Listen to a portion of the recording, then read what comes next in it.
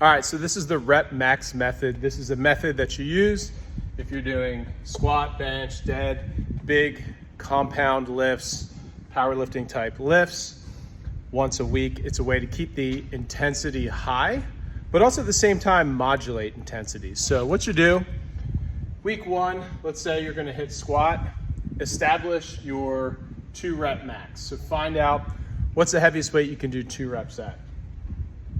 That same week, if you're gonna hit bench, do something higher reps. So that way you're not crushing your nervous system. So bench, maybe find your 10 rep max, okay? And then you can also apply this to curls, pull-ups, presses, dips, some of the more accessory type movements, but still strong movements.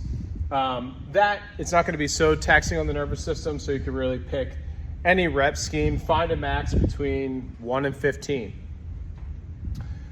Then the next week, week 2, now that you've established your 2 rep max for squat, find a higher rep max. So test out your 10 rep max again, or up to 15.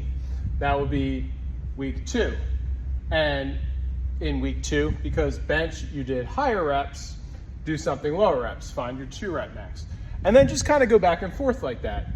Week 3 with squat, find your 3 rep max. With bench, maybe find your 8 rep max.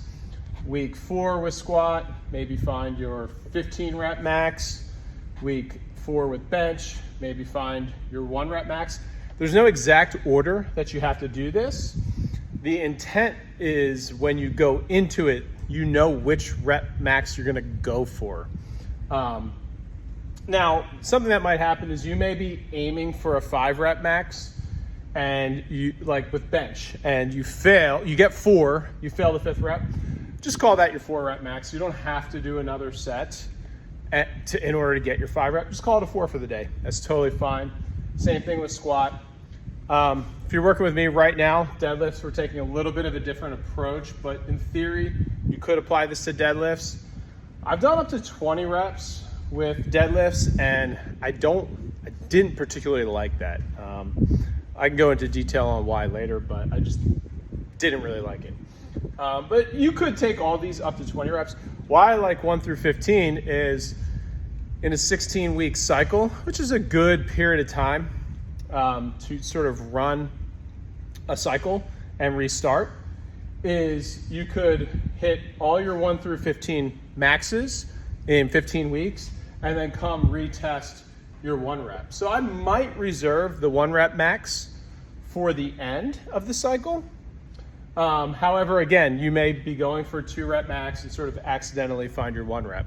Now, I'll send you the rep max calculator, and that will give you estimates of your theoretical max. It works better when you start with a lower rep. So if you figure out your 3 rep max for any of these lifts, that rep calculator will give you a decent idea of what's possible in these higher rep ranges. It doesn't work so well in reverse though.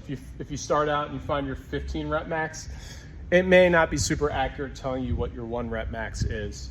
But again, it's really just a ballpark. It's not a prescription by any means. It's just like something where you're like, I don't even know. I don't even know what a 13 rep max might look like. If you know your 2 to 3 rep max, you might get a decent estimate. Just something to strive for. But you're gonna find all these on your own. Once you run through a full cycle, you'll have these maxes established. Then when you go into the next 16-week cycle, you can try and beat all of these. So it's a fun way to make every day sort of a max effort. Not every day, but every time you approach these particular lifts, but still undulating the intensity, because these lower rep ranges are going to be a lot more intense on the nervous system.